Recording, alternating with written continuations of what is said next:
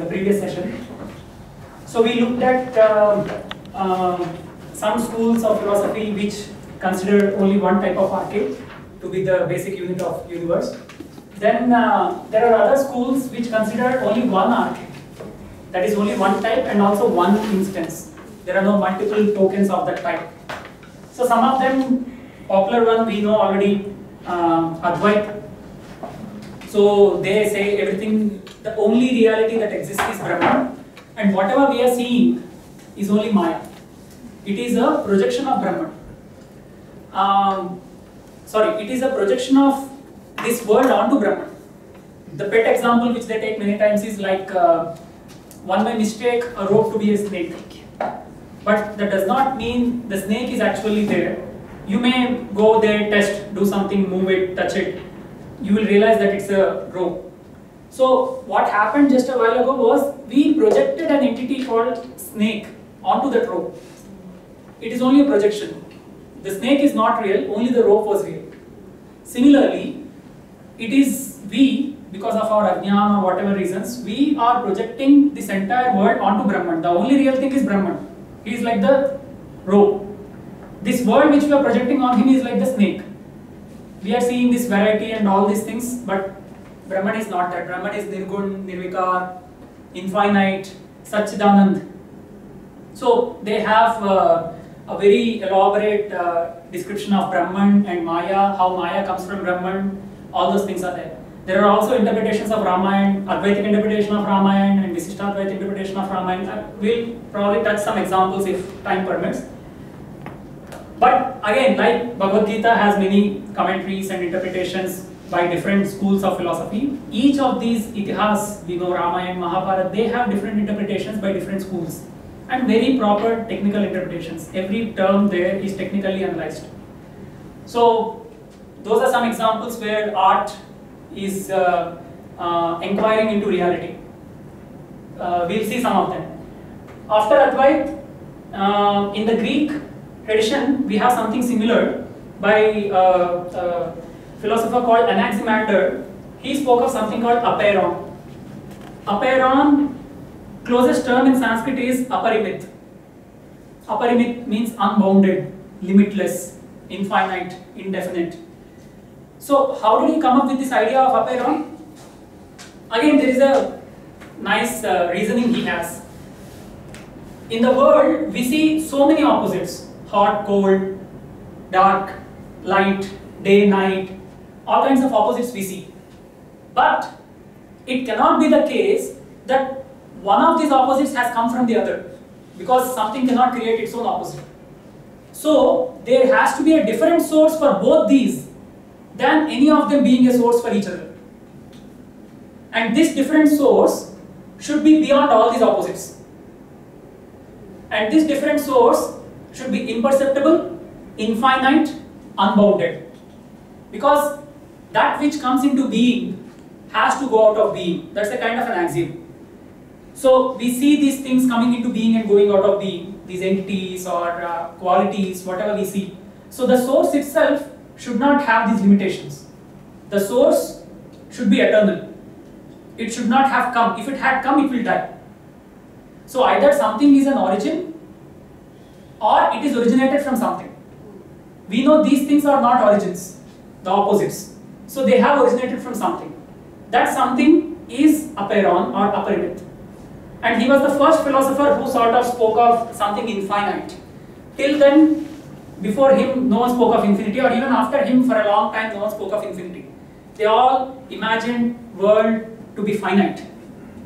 Like entire universe to be finite. Even Thales thought entire universe to be finite. Even Pythagoreans thought entire universe to be finite. So it was Anaximander who sort of made a shift.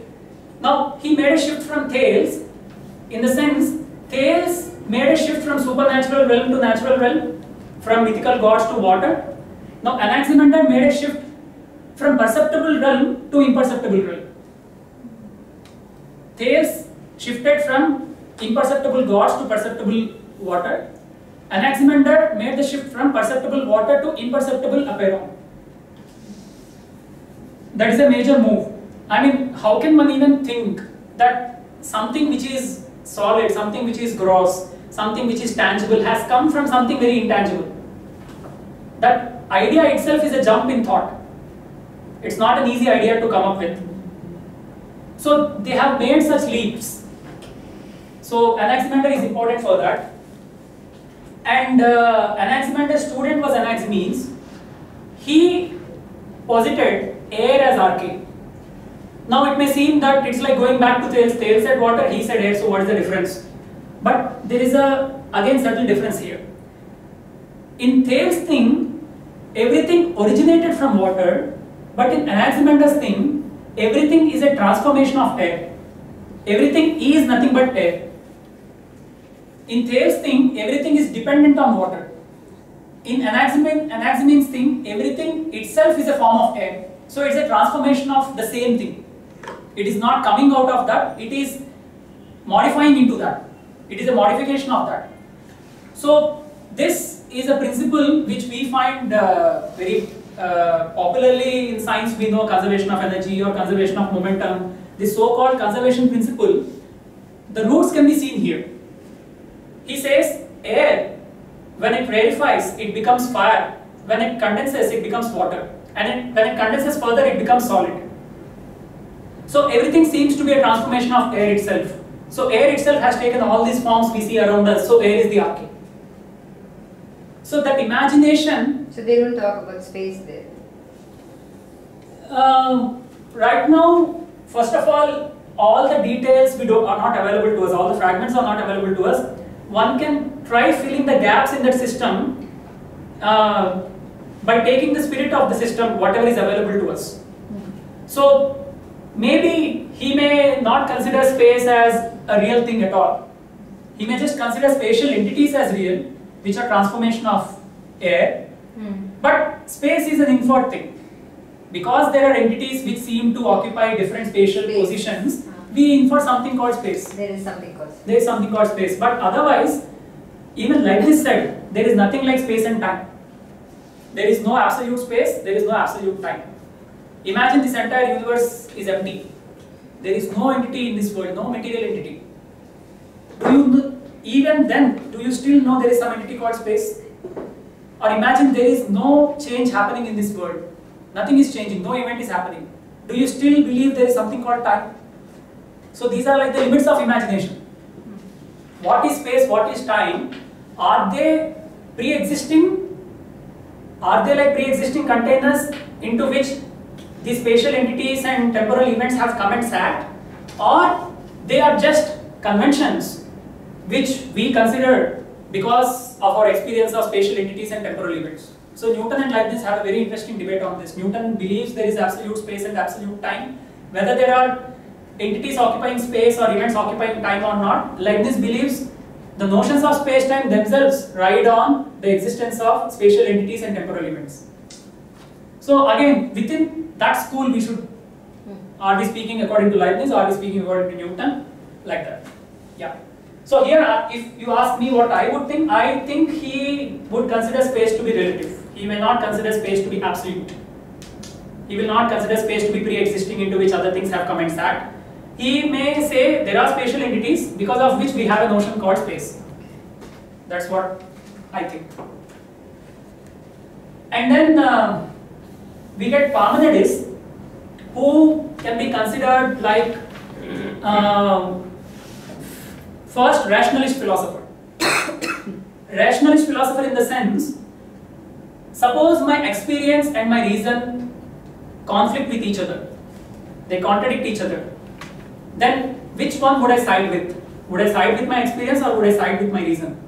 Parmenides said I would side with my reason. In that sense, he was the first rationalist philosopher.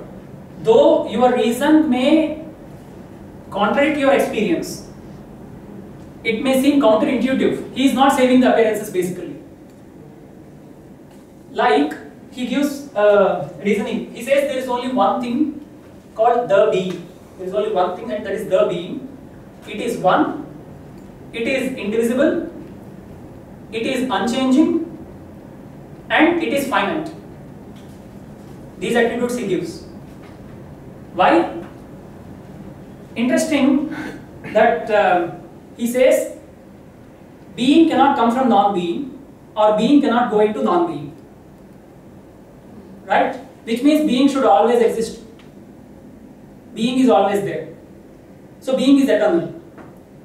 And being cannot change because any change involves some being coming from non-being or being going into non-being. But this is impossible, so change is impossible. So there is no change in this world. So being is unchanging. And being is one, it is not many, because he says the moment you bring in many, the moment you speak of many beings, you are also indirectly speaking of many non-beings, because non-beings have to separate beings.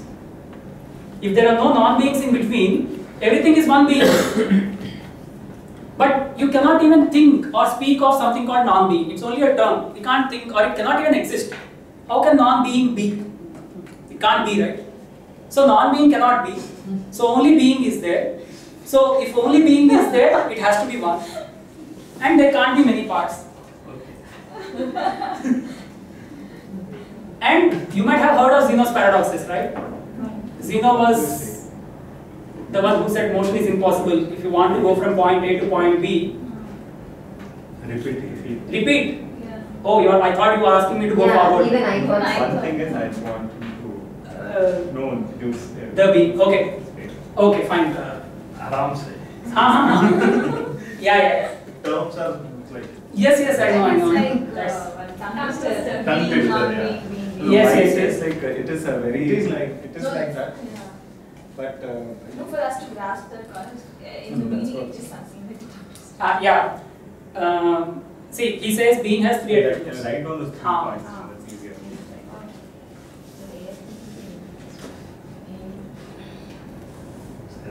You know, Also, I didn't like understand. apeiron. Yeah. This is very significant to us. Okay. Like 5 years to understand. For all of us. 5 years. It took years to understand all of that. Whatever he is giving you now, he's just introducing. Take how much you can. So he says these three are the attributes of being. Being is eternal, being is unitary, and being is unchanging. So why is it eternal? There is a basic assumption he has. Being cannot come from non-being, or being What exactly do you mean by when you say being? Like, is it like a norm? existing, anything which is existing. Like it's a verb in this. It's a verb which is attributed to something which is there. Is there, present. Okay. Okay. Something Now- is, something is not. Okay.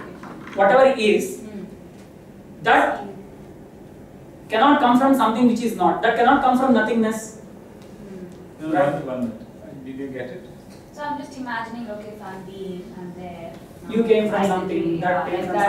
something. But can it come from nothing? I don't know. No, not you as such you. Can something come from nothing?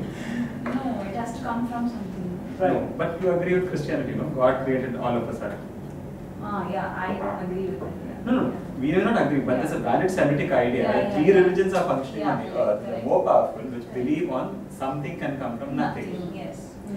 But that's what I'm saying. If you connect it with that, you'll understand that this is not a philosophy. The whole lot of nation is fighting out of it, and there's a lot of political fight between these ideas. So that's why you said it's not saving any Appearance. appearance. Yeah. Even that Christianity idea where it may seem that something is coming out of nothing, they will say something is existing beforehand, and that is the realm of ideas in God's mind. That only. At least these ideas were existing Yeah. before he can make something with matter. Hmm. So, even there when one says something came out of nothing, this nothing is, again technically one can read it as complete emptiness Yes. or with no attributes, something with no attributes, no qualifications. Oh, sorry, 1 minute. Should not confuse. It's a very general slip that we can slip it with shunya. Yeah. Please, no, these are very, very careful thing because Yeah, generally we have that's shunya to okay. zero, Right, zero yeah. to nothing. We Yeah. use it so loosely that Yeah. this is nothing to do with that. We're very careful break. Here do you mean the Purnam? No. Being? No. Anuvai illa. No, don't even connect any of the. Connect That's why I'm it saying like don't. Let's not use a technical jargon there. Right. Purnam, Puchyam, no Shunyam, no. This is an idea within that particular context. We'll understand this, then we'll be able to something. I know because you may immediately connect to zero. Yes. Immediately connect to nothing as. I already connected to zero. That's what I'm saying.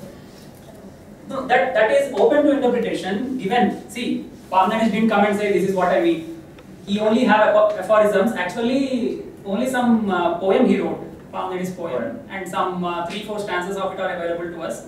That itself is half of it is speaking about how world cannot come out of how being cannot come out of non-being. How being should have all these attributes, and the remaining half he is explaining how this world has come.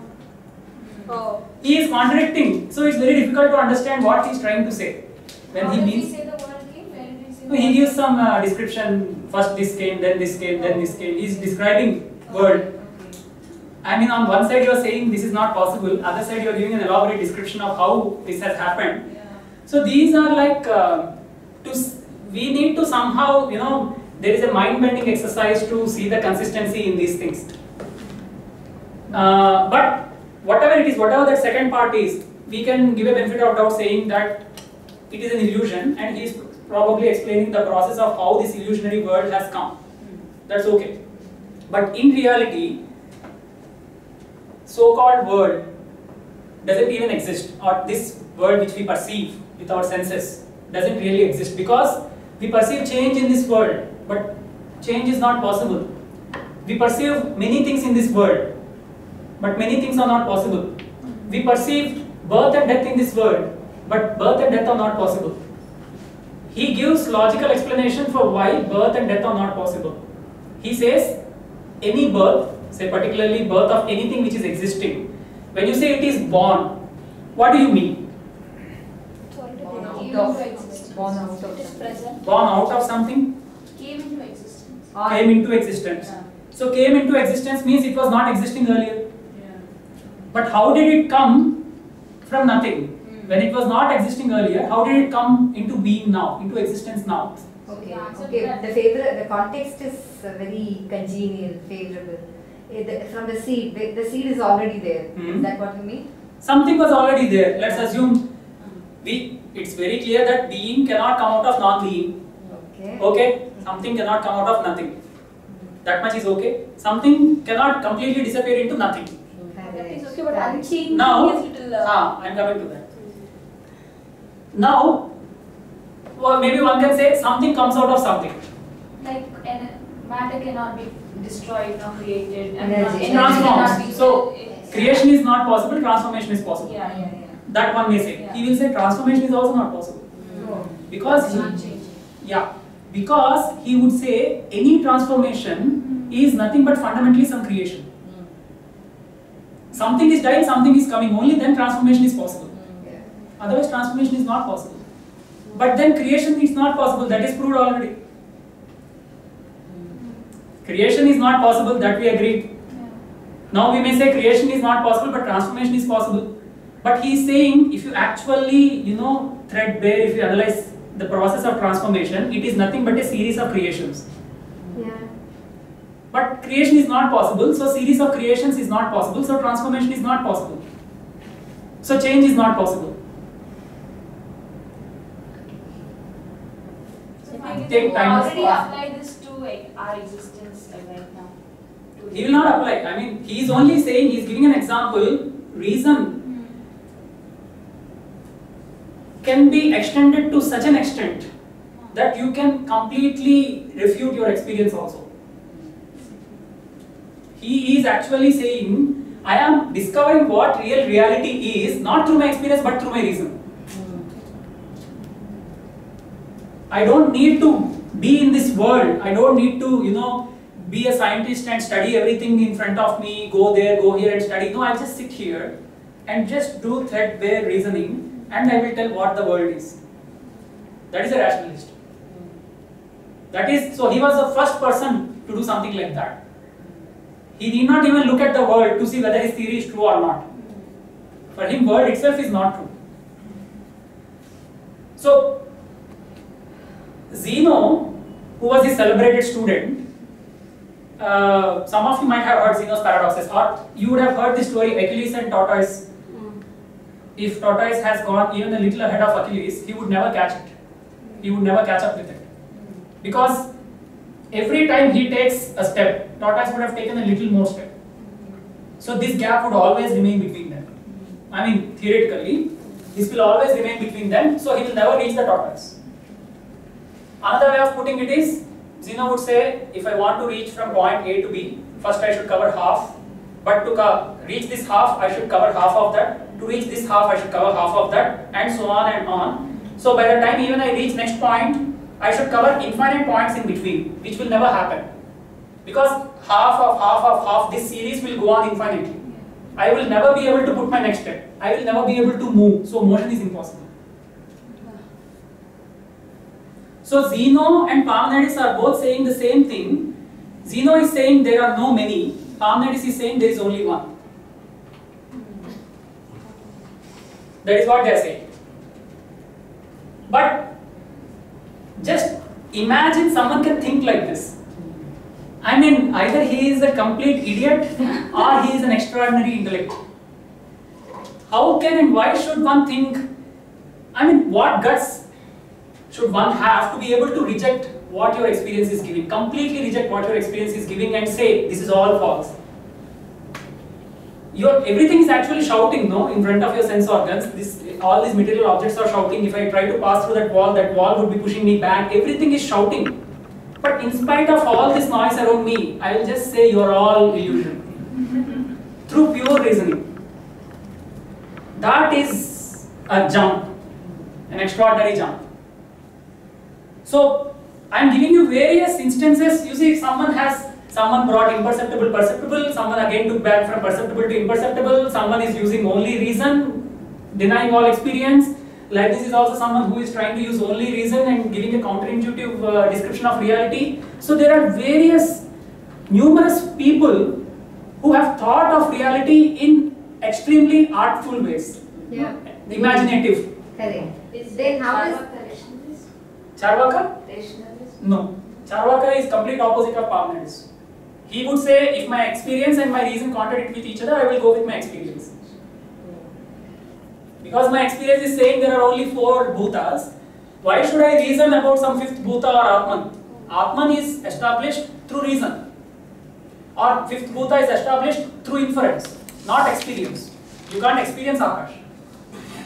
So Charvaks are opposite of Parmenides. They are like empiricists. The opposite term for rationalist is empiricist. Empirical, verifiable, cross-verifiable things, those are like that. So how does the being operate? I don't know.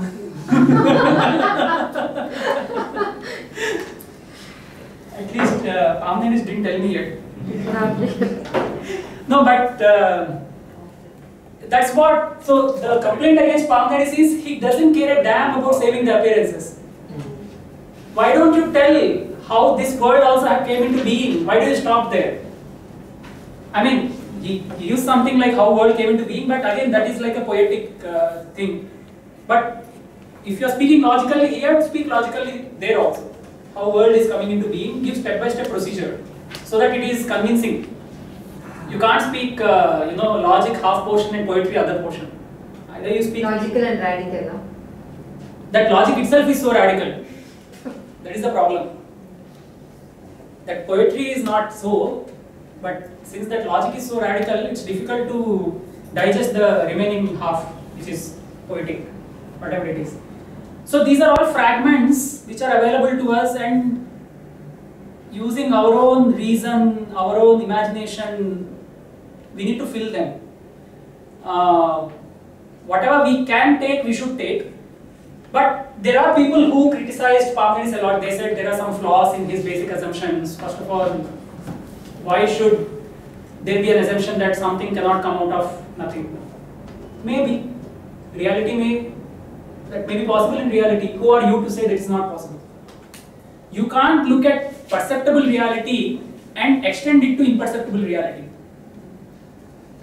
That's a jump you are making. Maybe imperceptible reality behaves in a very different way than perceptible reality.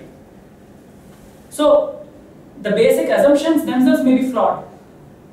Those are the complaints against Parmenides and Zeno as well. That's a big debate. But anyway, I'm just giving this as an example to say how one can draw very radical conclusions just with pure reasoning. And then there is Spinoza, who is again a kind of a monist. He said, God is nature and nature is God. This entire world is nothing but God. This entire nature is nothing but God. This is called pantheism. Everything is God. And mind and matter are two aspects of God, are two modes of being. It is not separate, they are not separate, fundamentally separate things, or that they cannot interact with each other. They are two modes of being of the same entity called God. He was also troubled with Descartes' mind-body dichotomy, so he was also trying to address that problem. Mind and body, how do they work, how do they interact with each other? He is saying because they are just two attributes of the same entity called God, hence they align, they go in unison, they act as a unit. So he tried to solve that problem like that. Just because the name sounds like, is it Prakriti and Purusha? Maybe? Yeah, where? God Oh, this one? Yeah.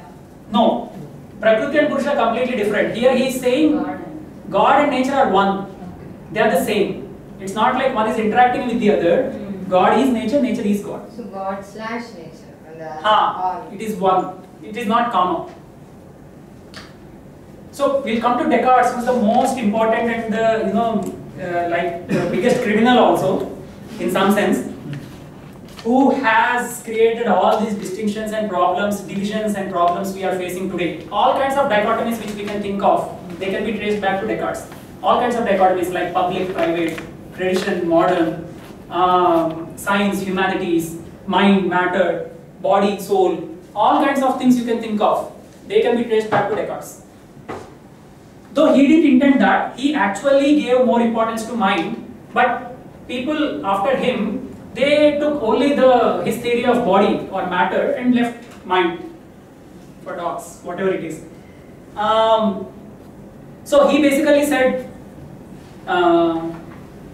mind and matter, they are two fundamental substances of the universe. The entire universe is just these two substances, mind and matter. It's made up of only these two. And these two substances are so fundamentally different that they cannot interact with each other. Because mind is unextended, it doesn't occupy space. Matter is extended, our body, these material objects, all of them are extended in space. So how can an unextended mental object force these material things? Like I am trying to move my body, I am able to move. Even an elephant which has such a huge body, with a small thought it can move the entire body. How is that possible? I mean, it's very counterintuitive to our idea of force, right? We think so much of force should be applied to, suppose you want to move an elephant, you need a lot of force. But for an elephant to move itself, it just needs a thought. So how is this working? How is the mind able to move such a huge object, such a huge body? It's very difficult to imagine, it's very difficult to explain. So he couldn't give a solution to that. He also sort of left it open-ended. He didn't solve this problem of interaction between mind and body. He said they cannot interact with each other, but I don't know how they seem to interact with each other. I want to walk, I am walking. I want to lift, I am lifting. I want to get up, I am getting up. Only my thought is enough for me to move my body. I don't need an external body to come and push my body or lift me. Nothing like that. My thought is a cause. Okay. So this thought is a mental thing, it's not a physical thing. Correct. So how is an unextended mental thing moving an extended material object? How? Where is the force? What is the equation of force here? Is it F equals ma or ma square? What is m? What is a? We don't know. So it's an enigma. So how mind and body interact is an enigma for the West even now. But what about like your own physical energy? You consume food and your body is making that that food is burnt inside your energy and then you use that to lift. Does that not offer any explanation to this question? I don't know. No. Where is the external force? F equals ma speaks of external force. but my thought is internal. For example, somebody in coma, there is no mind. If that is the right example, Rajesh. No, you continue. No, that is, I just told that if somebody is in coma, then there is, even though the physical body gets everything that it wants, because you do not have a mind to move it, it's not moving. Whether it's the right example, That. Neurons, they send the signal. We have been studying all that in science, no? Like, does that not offer any explanation to this? No, first of all, there is this neuroscience which is there, which tries to study what is happening in your mind by looking at the kind of signals which your neurons are passing to each other. Particularly when you think a lot, what happens is your brain consumes a lot of oxygen and a lot of blood flows there, and given that, you will see which portion of brain is active. That's what we do. But that does not tell us in any way that it is purely material. Maybe there is a non-material thing which is guiding this motion of matter, even within the brain. Why am I getting that thought at that time? Some stimulus reaction. That stimulus, is it always material stimulus or can it be non-material stimulus also? Okay. That is the question. There are material stimulus which is there. I see some animal, I get up. Yeah. It's a kind of material stimulus. Yeah. But without seeing anything, suddenly I get a thought, oh, I need to do something, I need to finish some work, I get up. Where is the material stimulus here? Something from your memory may click. Something from your emotions, feelings or habits, whatever it is. So, science still believes that it can be explained in a purely material way, but they have not given even one single example where this particular configuration of matter will give rise to consciousness. They have not given anything like that. But they believe there is some particular configuration of matter. When matter comes in this configuration, somehow consciousness springs out of it. So it is called epiphenomenon. But they don't know which configuration that is. If they know, then they can create another human. Yeah. It's just a material configuration you need to do. No, but we don't know. How do we get the sense of I? This is a very big question. Yes. The sense of I is a very big question. Even the sense of time, if you think, sense of time is very different from, say, sense of urgency. You don't sense time, but you sense urgency. But if I make a statement, okay, it is 9 o'clock, I have to leave, or it is 9 o'clock, he has to leave. This statement is actually speaking of some kind of urgency, but it is not capturing the sense of urgency which the conscious being would have. So there is an experiential thing. And many things, the sense of possession. When you take that phone, I may not mind, but when you take my phone, I will mind. Both are matter only. But I see these both material objects very differently. It is mine. What is the sense of svatva? What is the sense of ownership? So these entities, like we were discussing earlier, they are objective. They have a force. Though I want to be detached to my possession, I can't be. It forces me to look at it, to be attached to it, to be more careful about it. But materially speaking, both are same matter. Both are different from my body. I would not be affected if that phone is destroyed or this phone is destroyed. My body is not affected, matter is not affected, but my mind is affected. So how do we explain all these things? How do we explain the idea of morals from pure matter? How do you explain the idea of family? How do you explain the idea of responsibility? How do you explain the idea of ownership? All these things you cannot reduce to physical equations. You cannot reduce to equations of motion of matter.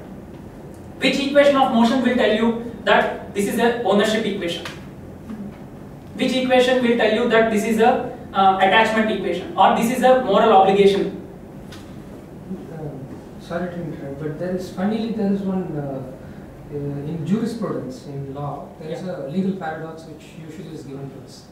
Wherein, like how you said, if supposing a blind man is walking on a cliff, and then if he is going to fall off from the cliff, and if I am standing there, who can see that he is going to fall off, whether it is my moral duty to stop him, or whether it is my legal duty to stop him. Okay. Supposing there is no law that I should stop a blind man or any man from falling off a cliff, then I am absolutely protected by the law to let him fall off the cliff. Fine. But when you are saying about the, so the test for that was that the moral duty is different from a legal duty. True. Yeah, moral duty is different from legal duty. So in some country this law may be applicable, in some other country that law may not be applicable, but morality is something independent of legal. Legality, yes, actually. So- So that is how they different, and that is where they put the test. So when you are saying about this,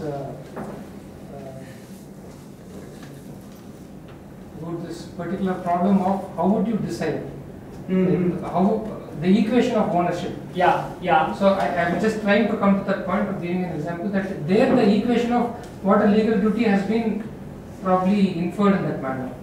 No, I am asking a more ontological question. Equation of ownership in the sense, can I give an equation in terms of whatever F equals ma or whatever concepts, physical concepts, which will translate into these mental concepts? Concepts of ownership or concept of attachment or concept of morality. These things, can they be reduced or transformed into some material motion? So, can I say when two hydrogen atoms mix with two carbon atoms, I will be more moral? Supposing if there is a law which makes it punishable, then there is motion set in place, isn't it? No, but what is the concept of law itself is also, I give some ontological status to that law. If I don't give, I will violate that law. It is me who is respecting that law. So there is a sense of fear, there is a sense of fear of death or fear of punishment. So first you need to capture the idea of fear. So when do you, in what material terms can you capture the idea of fear? And see, it's simply putting, some say that they try to explain many things which we do in terms of material thing. Like they say when you smoke a cigarette, it's they reduce it to saying that now your body, your molecules are asking for more, your cells are asking for more, so you are smoking a cigarette or something like that. Or when you have done a lot of exercise, your body is asking to take rest, so you are taking rest. But there are cases where we continue in spite of that pain. There are cases where we stop ourselves from smoking. How do you explain cases where you harm your own body? Are the material atoms asking for harming themselves? No, that is a big philosophical question. Suicide. It is. I mean, that is okay, some analysis, some inference you are drawing, but what is the theory behind that inference? What is your theory of mind? There is no proper theory of mind. Do you have a theory of functioning of mind? That is the question. What is, like there are laws of motion, are there laws of thinking? Those kind of questions are there. Anyway, I think this will take much more time to cover this, so I will not get into them. Yeah. I will just jump into examples which I wanted to discuss of art as an inquiry into reality. Yeah, it's like I just thought. This is one semester course, which you wrote on this board. Yeah. But I finished it in one lecture, in the course. Yeah, it's how much they understood that's important. You can finish. I think this is when language comes into play, no? Which can articulate, influence your thought, and use some technology to move it further. Yeah, language and audience also comes into play.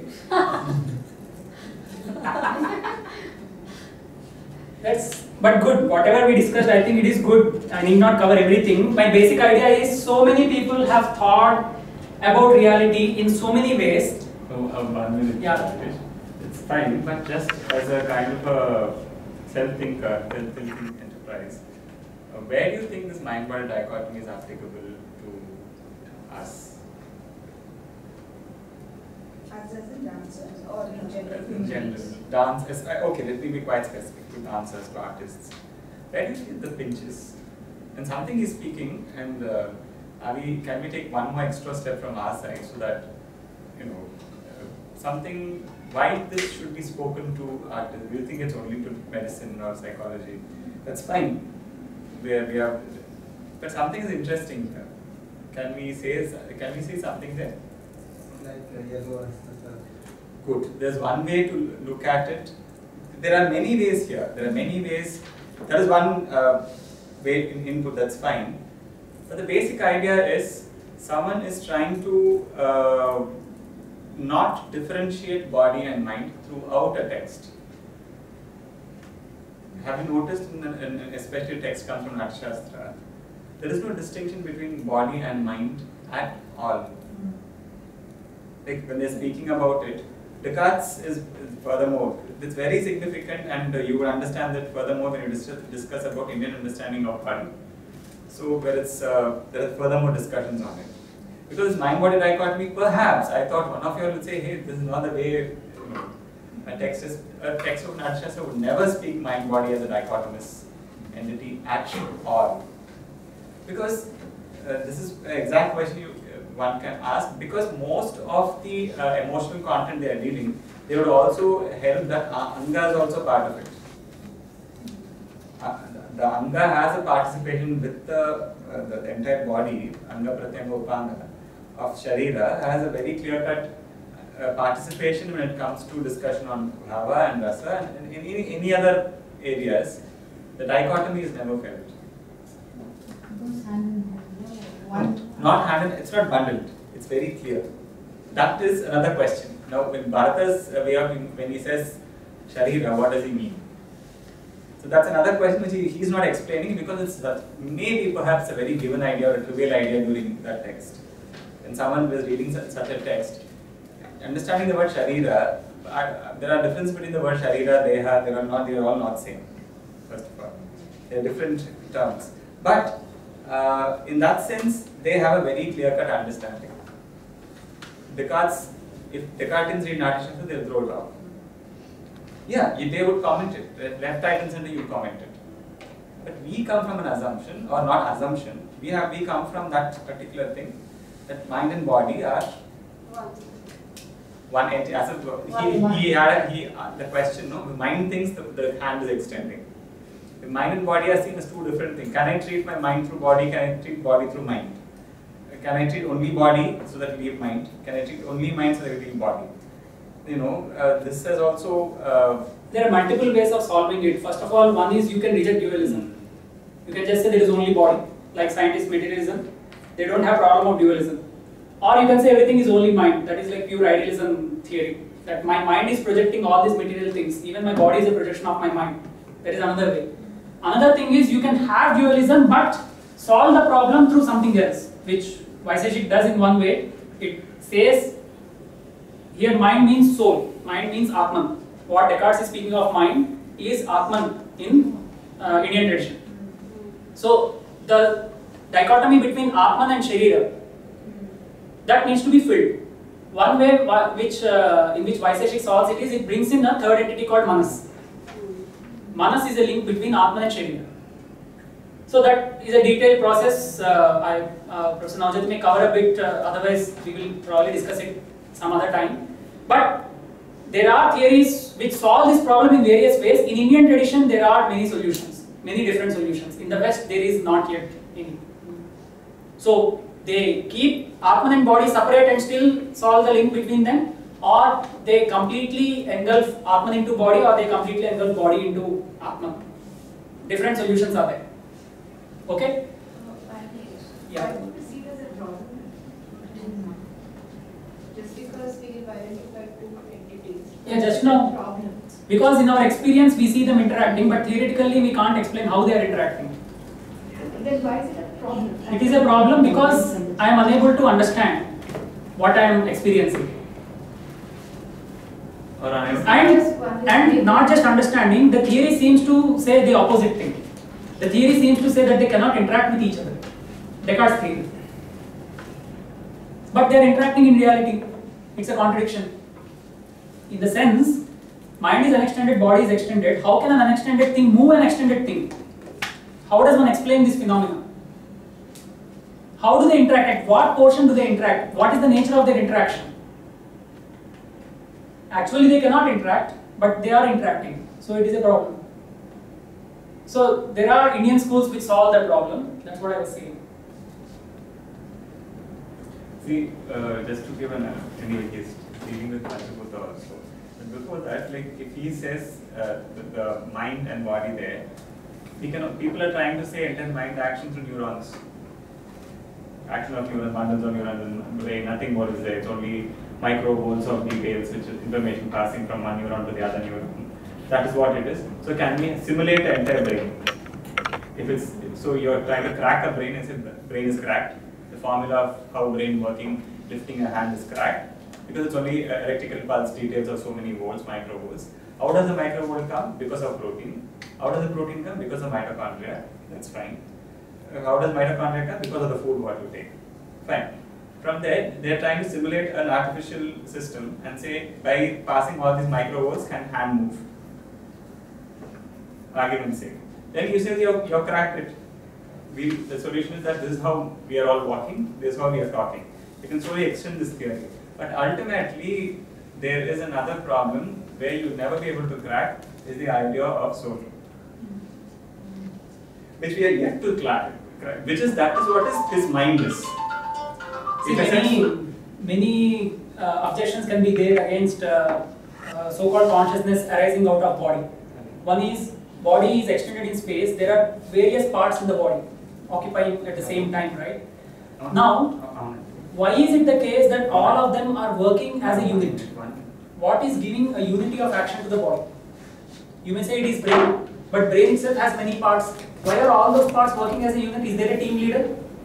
Or each team member in this is going on his own this thing? If there is a team leader, the team leader is material or non-material?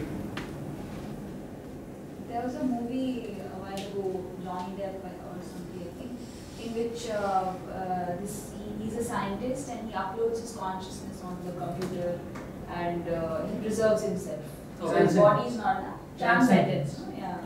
So his body is gone. He's a dying scientist, but he died. But his consciousness will continue to stay in the computer. And then, of course, something happens. He uploads it to the net, and so he becomes all-pervasive. He's everywhere. So omnipotent, like that. And then gives you the thought that, oh, so this could be God, and this is what we were talking about, or something like that. There's a small example. Actually, when again going back to the Vaidyas, some of them, when you go and actually tell your physical problems, like I have stomach pain, I'm not able to do this, do that. Some of them recommend, okay, you have this, so you take Mahabharata, and from this Parvata to that Parvata you read. And then they just read it for a specific number of days, it will cure. So again, it connects back to what you said about that you cannot actually have only one thing. It's a web of knowledge system through which you bring in all this. So a Vaidya has to exactly know, for this, to solve a matter problem, yes, what is that thing that you should trigger through Itika or epic or something. Yeah. So he has a knowledge of Mahabharata not just as an epic but as a medical treatise. Treatise. Yeah. Yeah. So one should have some kind of scholarship from that angle. Yes. So it's for anyone. I mean, not just Vaidya, for an artist also, like we were discussing, they should be well versed in each of these things. If you want to be very good in your thing, you should be minimally good in everything. Yeah. As simple as that. You can't be very good in your thing just by doing your thing. You should be minimally good in everything and then very good in your thing. The depth will come only when you have sufficient width. Both are related. Okay, I quickly finish this off because I want to give an example. I want to connect this entire workshop to art. Somehow I just want to finish with this example. So almost all Indian theories accept these Panchabhutas, and each of these Panchabhutas have their own specific quality, guna. So these are called dravyas, and each dravya has a guna of its own. We know the Panchabhutas, Prithvi, Aap, Tejas, Vayu, Akash, and each one has its own Visesh guna. Gandhavati Prithvi. So Prithvi is that, we should not think of, the problem is we translate them into English and then we try to imagine the English equivalents of these elements. We translate them as earth, water, air, fire and space, and the moment we think of Prithvi, we think of Mitti.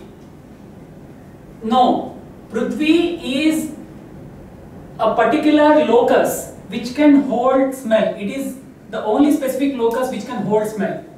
So wherever you find smell, understand that there is Prithvi there. Similarly, Aap is something which can hold rasa. Tejas is something which can hold rupa. Rupa is colored. Vayu is something which can hold sparsha, and Akash is something which can hold shabda. this is the understanding of these elements. And any entity you take in this world, any whole, material whole you take, it is a combination of all these bhutas.